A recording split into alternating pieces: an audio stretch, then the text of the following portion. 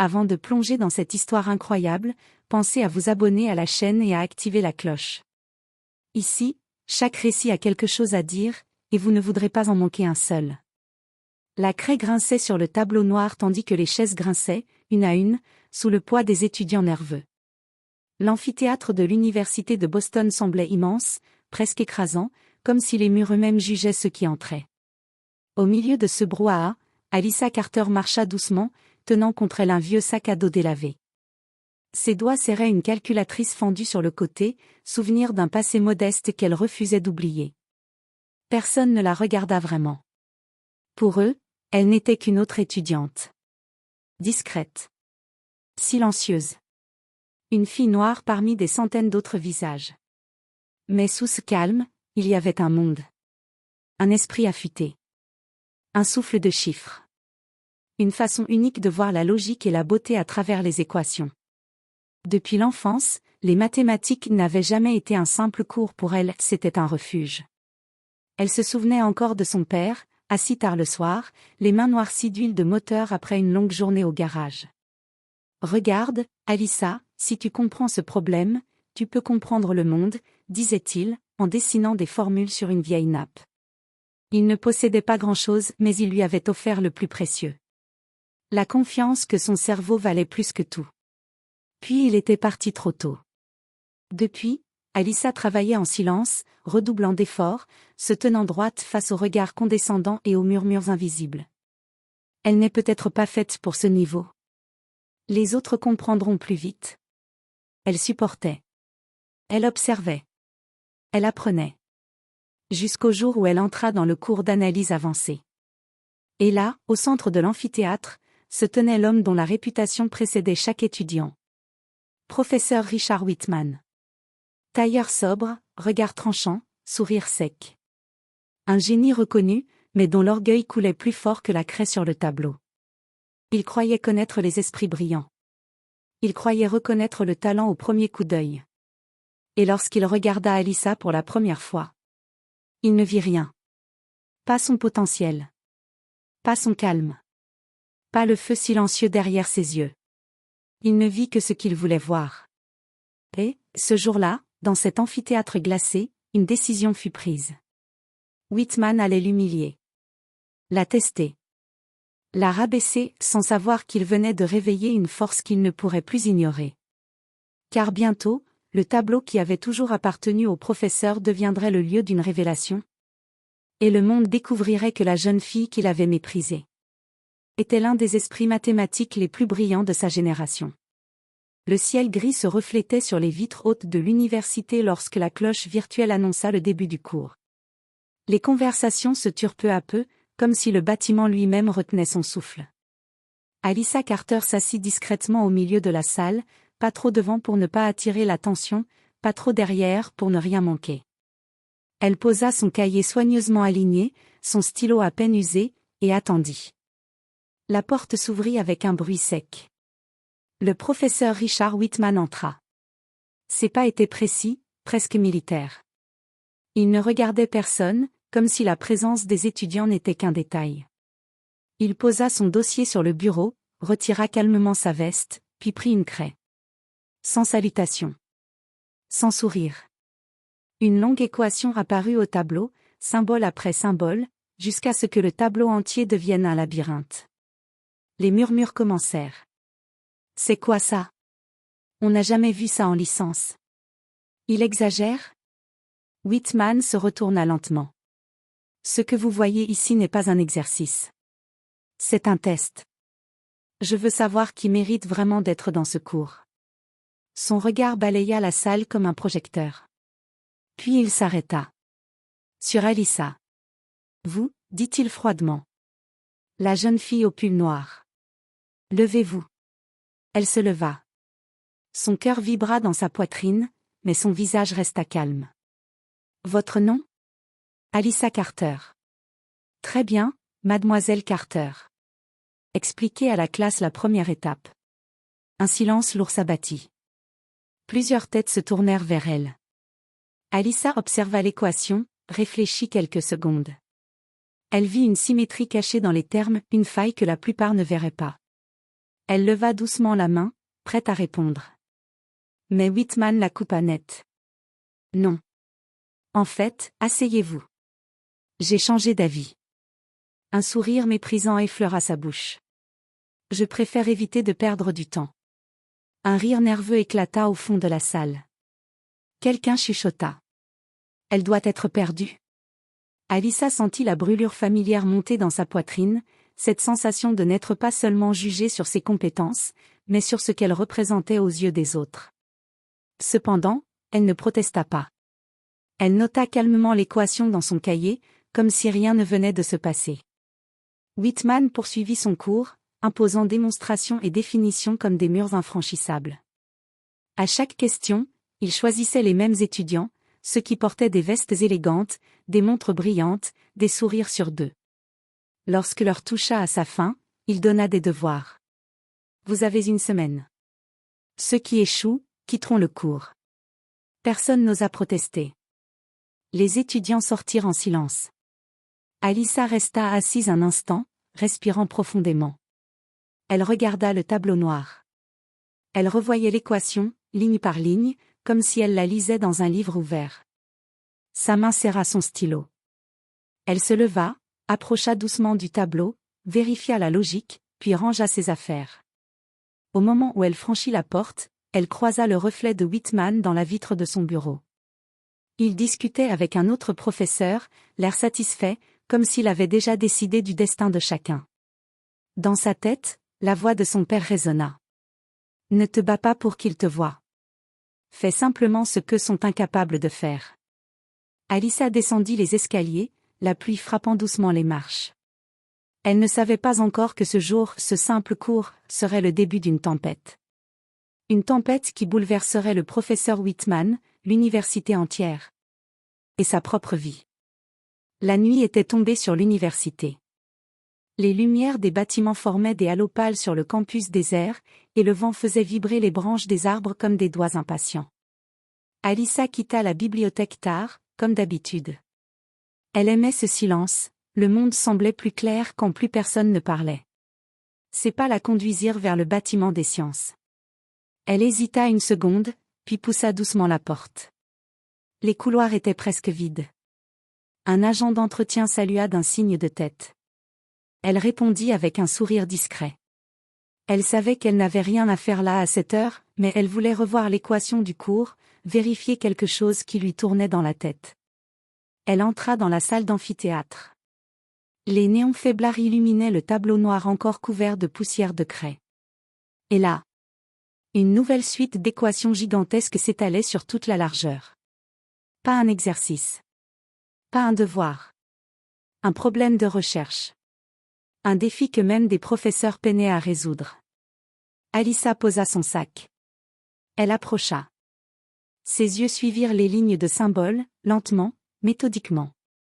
Elle vit les failles, les pistes abandonnées, les hésitations dans la manière dont certaines parties étaient écrites. Quelqu'un y avait travaillé longtemps. Et soudain, elle comprit. C'était la recherche personnelle du professeur Whitman. Une question ouverte de théorie des nombres, qu'il espérait résoudre pour publier. Elle aurait dû s'éloigner. Elle resta. Les nombres, les liens, les symétries se mirent à se déplier dans son esprit comme une carte. Elle prit une craie. Ses doigts tremblaient, pas de peur, mais d'excitation. Elle effaça doucement un fragment. Puis elle traça une ligne, puis une autre. Une idée audacieuse, presque impossible, prit forme. Elle tenta une factorisation inhabituelle. Elle modifia une hypothèse. Et tout s'ouvrit. Pendant 2 heures, elle écrivit sans s'arrêter. La démonstration se déroulait devant ses yeux, claire, élégante, précise. Chaque symbole s'emboîtait parfaitement dans le suivant. Quand elle posa enfin la craie, elle resta immobile. Elle venait de faire quelque chose de gigantesque. Elle inspira profondément, remit la craie à sa place, prit son sac, et sortit, sans laisser un mot. Comme si rien ne s'était passé. Mais quelque chose avait changé. Le lendemain matin. Whitman entra dans la salle, un café brûlant à la main. Il parlait au téléphone, agacé. Oui, je sais que le délai approche. Je travaille dessus, ne me mettez pas la pression. Il s'interrompit. Son regard se figea. Le tableau. Son tableau. La craie trembla dans sa main. Là où il avait laissé une piste inachevée, se trouvait maintenant une solution complète. Pas bricolée. Pas approximative. Une démonstration d'une simplicité si lumineuse que son cœur s'emballa. Il s'approcha lentement. Chaque ligne était cohérente. Chaque raisonnement parfait. Son prénom lui échappa à voix basse, comme un aveu.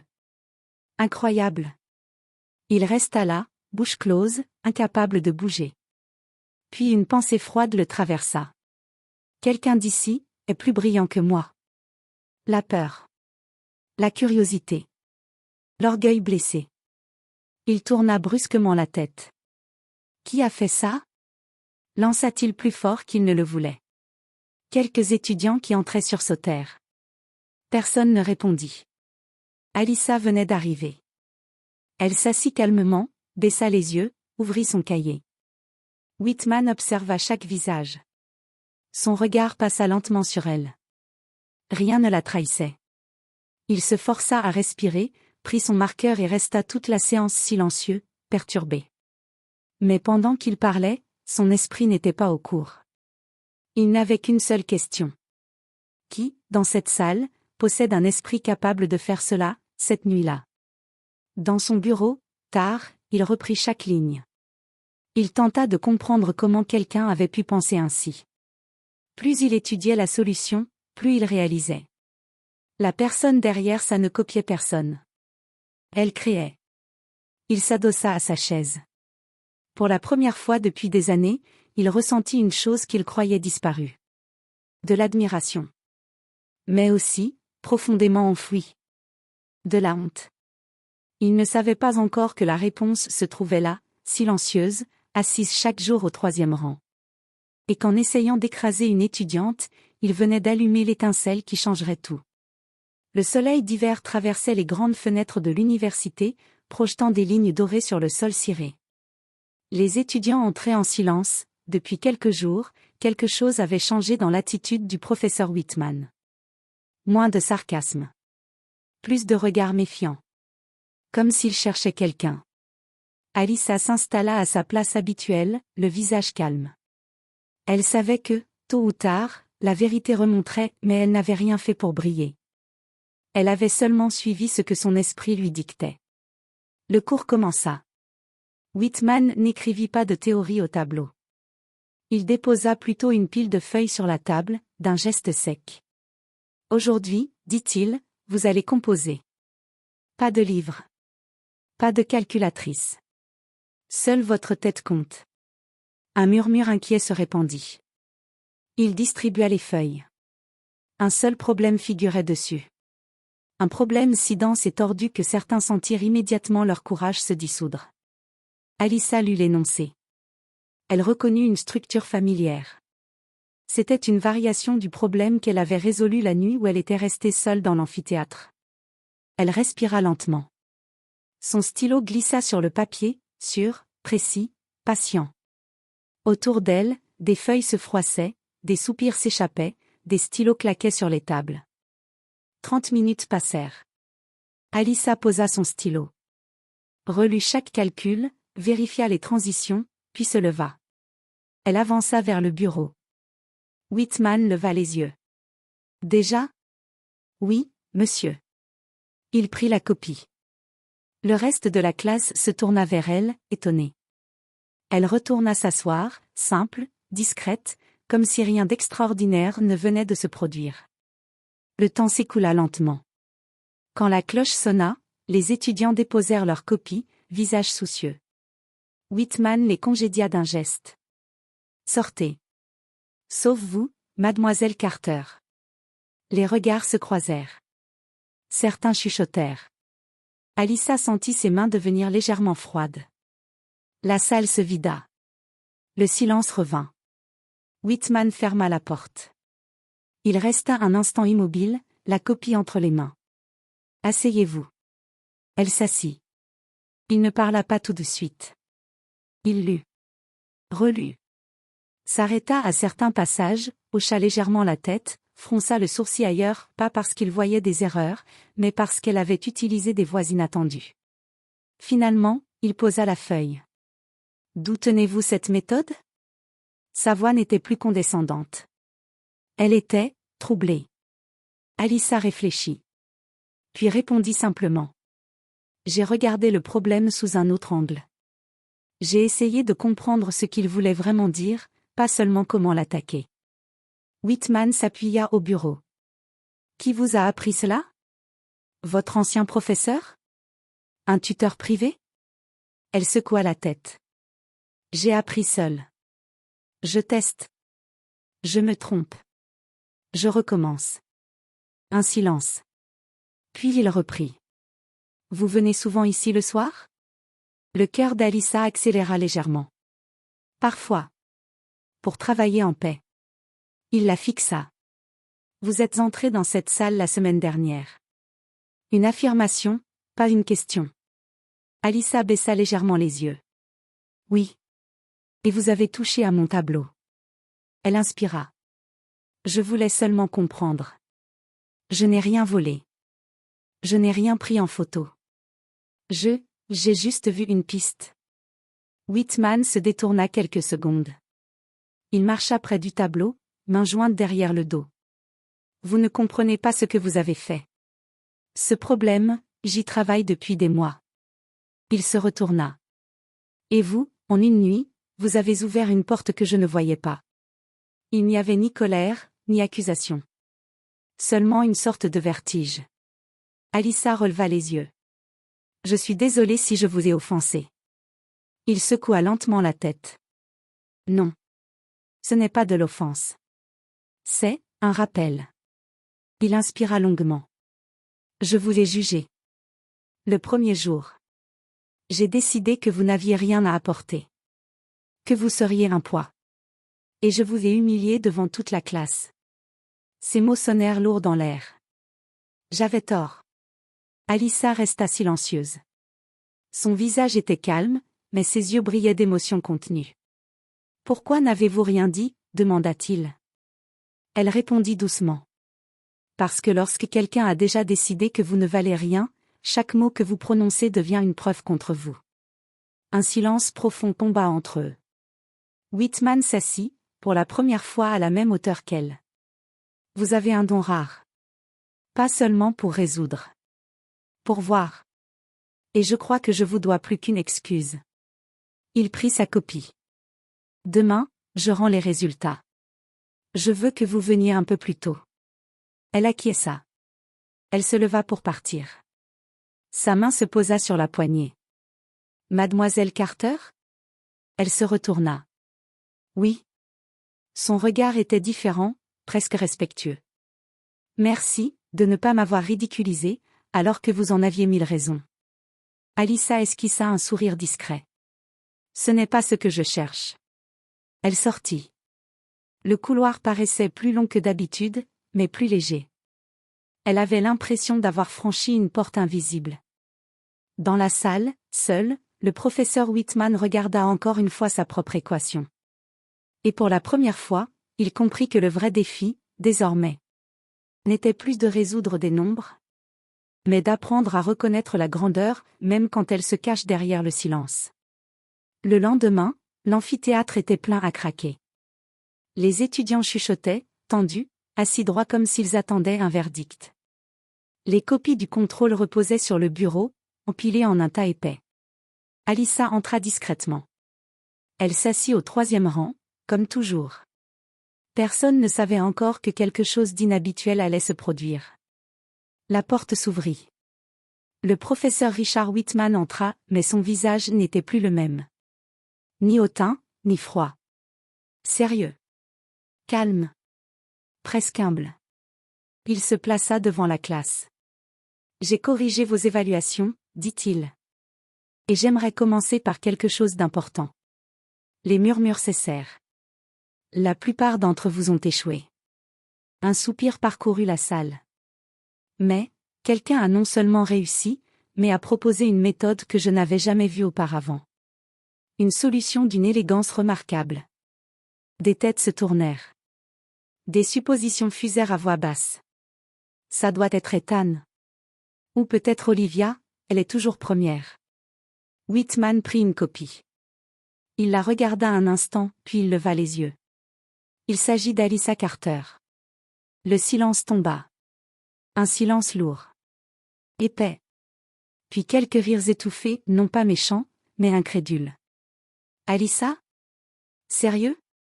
Alyssa sentit son cœur accélérer. Ses mains restèrent posées sur ses genoux. Elle ne bougea pas. Whitman continua.